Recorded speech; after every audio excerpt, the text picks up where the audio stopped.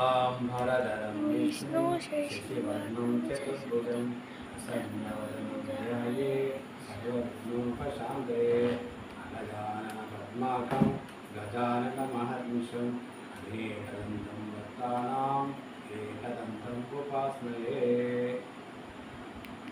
నిన్న ధృతరాష్ట్రుడు పాండురాజు విదురుడు జననం జరిగినది.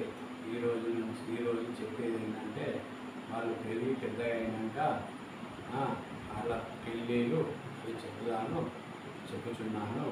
అయితే ధృతరాష్ట్రునికి గుడ్డివాడు కాబట్టి ఏమవుతుందంటే ఎక్కడ పిల్లలు లేరు. లేకపోతే భీష్మ పితామహుడు ఏం చేస్తాడంటే భీష్మ పితామహుడు చూడడానికి జాతక ప్రకారము అక్కడ దగ్గర ఉన్న గాంధార దేశం అనే గాంధారి అక్కడికి తెలుసుకుంటాడు. గాంధారికి తీసుకొచ్చి పెళ్లి చేస్తాడు. పెళ్ళి అయిన తర్వాత కొద్ది రోజులకు మళ్ళా పాండురాజు కూడా పెళ్లి చేసుకుంటాడు.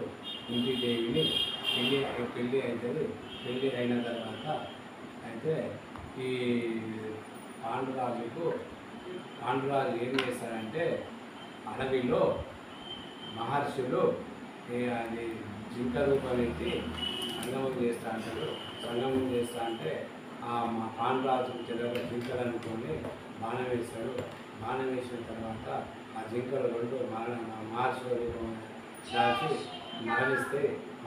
మరణించే ముందు పాండురాజుకు శాపం పెడతాయి. శాపం ఏమని పెడతాయంటే నువ్వు మా పాండురాజుకు నువ్వు కూడా భార్య సంగమం చేస్తే నీకు కూడా మరణం వస్తుందని శాపం పెట్టి వాళ్ళు చనిపోతారు. చనిపోయినాగానే పాండురాజు అప్పుడు ఏం చేస్తారంటే ఆ ఊరు బయటనే ఒక ఆశ్రమం నిర్మించుకొని అక్కడనే ఉంటాడు, అక్కడే జీవిస్తాడు. ఏదైనా పరిపాలన అక్కడ నుంచి వాళ్ళ అన్నగారు చేస్తా అంటే ఐడియాలు మంత్రుల ద్వారా ఇచ్చుకుంటూ ఉంటాడు. అంటే ఏమైతే అంటే కొద్ది రోజుల తర్వాత అయితే ధర్మరాజు జన్మిస్తాడు.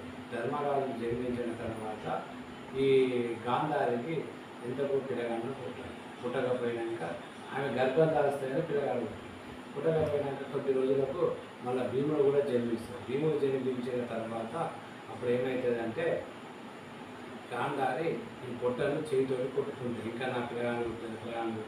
అప్పుడు ఏమవుతుందంటే ఆమెకు అవర్షన్ అయ్యి ఆ పిండం కింద పడగానే అప్పుడు వ్యాస మహర్షి అక్కడికి వచ్చి ఎంత పని చేసిన గాంధారి ఈ పులి బుద్ధి అనేది ఓర్చుకోలే, నేను అవైతే పిల్లలు పుట్టేటోళ్ళు ఇంత పని చేసిన వాడు కరెక్ట్ కాదంటాడు.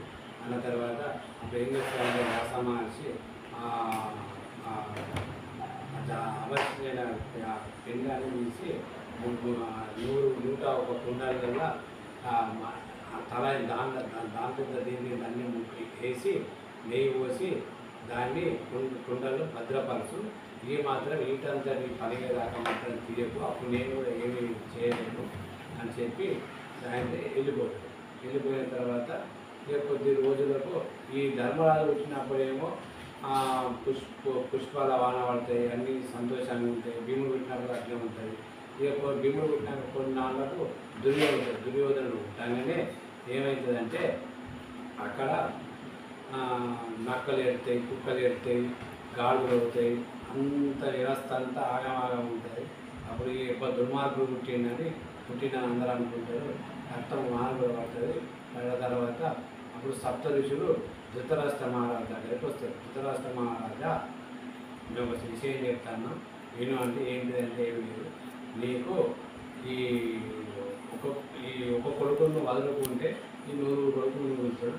ఈ ఒక్క కొడుకునే ప్రాణంగా పెంచుకొని ఉంటే మాత్రం ఈ 100 కొడుకులకే నువ్వు పొరిపెట్టాల్సి వస్తుంది.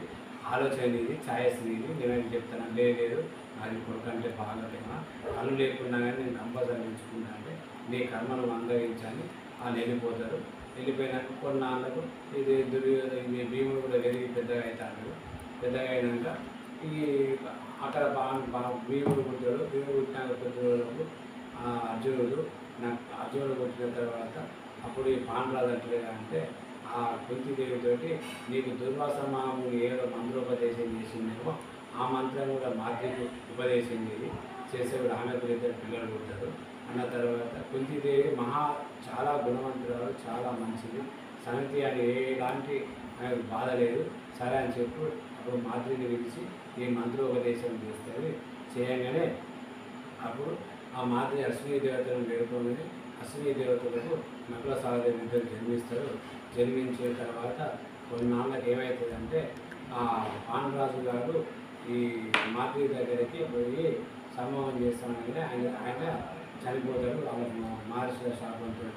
అప్పుడు కొన్నాళ్ళు కాగానే చనిపోయాక వీళ్ళు పిల్లలు కొంచెం పెద్దగా అవుతారు.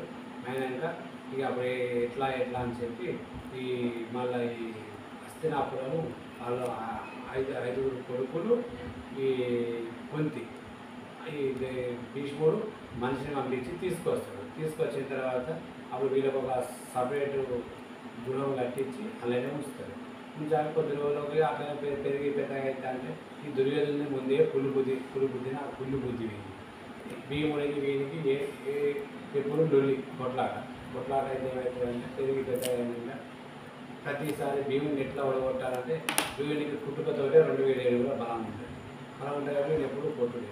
ఇవి ఏం చేద్దామని ఆలోచించి ఏమి చెప్తారంటే ఒకసారి ఏమవుతుందంటే వీళ్ళందరూ కలిసి భీమునికి ఇట్లయితే మనం గెలవని చెప్పి విషాన్నం పెడతారు. విషాన్నం పెట్టి కాళ్ళు చేతులు కట్టి సముద్రంలో దొబ్బేసిన తర్వాత ఆయన సముద్రంలోకి పోతాను. సముద్రంలోకి పోయినాక అక్కడ పాతాళలోకం పోతాడు. పాతాళలోకం పోయినాక పాములు గింగులు ఎంత గుడదామన్నా కానీ వీళ్ళని కుట్టలేకపోయినాక కుట్టకపోయినాక ఏమవుతుందంటే కొరికినా కానీ అది కోరలే విరిగిపోయినాక ఆయన తెలియకత్తది. ఆ తాళ్ళని జరుపుకొని అప్పుడు ఉన్న పాతాళలోకంలో ఉన్న వాళ్ళందరినీ ఘోరాన్ని కొడతాడు. కొట్టిన తర్వాత వాళ్ళందరూ పోయి మహారాజా నాగేంద్ర నాగరాజా ఎవరో చిన్న బుడ్డోడు వచ్చిండు. 8 సంవత్సరాలు 10 సంవత్సరాలు ఉంటాయి కానీ అందరినీ సిద్ధగా బాగుతాడు. ఆ దెబ్బలు తట్టుకోలేకపోతాను, నేను గెలవలేకపోతాను అన్నాక అప్పుడు నాగరాజు దృష్టిలో చూసి ఎవరబ్బా వచ్చిందని చూడగానే నా బిడ్డ కొడుకు వచ్చింది, మనవడైతాడు, మీరు ఆయన ఏం లేదు ఏమనుకుంది రథం లెక్కించి తీసుకురండి అని అంటాడు. తీసుకొచ్చినాక ఏమో మనవడ అంత మంచిదేమో అని కూర్చుండేపెట్టి మంచిగా మాట్లాడి మీకు పుట్టుకతోటి 2000 ఏళ్ళ బలం ఉన్నది, మరి మా పాతాళలోకంలో అమృతం ఉన్నది, ఈ ఒక్క కుండ తాగితే గిట్ట 1000 ఏళ్ళ బలం వస్తుంది, నువ్వు ఎన్ని కుండలు తాగుతావు అంటాడు. తాత ఎన్ని అనేది ఎప్పుడు అంటాడు. అందువల్ల అప్పుడు భీమేశ్వరుడు ఏం చెప్తాడు అంటే 8 కుండలు తాగుతాడు. 8 కుండలు తాగి ఒక గంట 2 గంటలు పడుకొని లేస్తాడు. లేచిన తర్వాత 8000 ఏళ్ళ బలం వస్తుంది. వచ్చిన తర్వాత ఇక ఆయన అక్కడి నుంచి కొన్నాళ్ళు ఉంటాడు. ఉన్న తర్వాత మళ్ళీ యథావిధిగా మళ్ళీ పాతాళలోకం నుంచి మళ్ళీ వచ్చి హస్తినాపురం చేరుకున్న తర్వాత ఇక్కడ కుంతీదేవి గారైనా కొడుకు బాధపడుతుంటుంది. ఆ టైంలోనే భీముడు వచ్చేసిన తర్వాత ఉన్నాడు. నాకు కొద్ది రోజులకు ఏమైందంటే వీళ్ళు ఎట్లా చేద్దాము, వీళ్ళని గెలిచేటట్లేము అని దుర్యోధనుడు పన్నాగం అంటారు. పన్నాగం పని ఏం చేస్తారంటే ఇట్లయితే కలవది అని చెప్పి ఈ వేరే ఊరికి ఇట్లా పన్నాగం అని ఎట్లన్నా చేయాలి, ఎట్లన్నా నిలబొట్టాలి, ఏదైనా చేయాలి అని చెప్పిన తర్వాత అప్పుడు ఏమవుతుందంటే అప్పుడు చెప్పి పంపించినాక అప్పుడు విద్యాభ్యాసం వీళ్ళు నేర్చుకుంటా అంటారు. విద్యాభ్యాసం నేర్చుకున్నాక అప్పుడు పాండవులు వీళ్ళందరూ విద్య చేసుకుంటా అంటారు. కృపాచారం దగ్గర విద్య చేసుకొని పెద్దగా అయిపోతారు. పెద్దగా అయినాక ఇంతటితో ముగిస్తున్నాను. మీకు తెలియదు. ధన్యవాదాలు.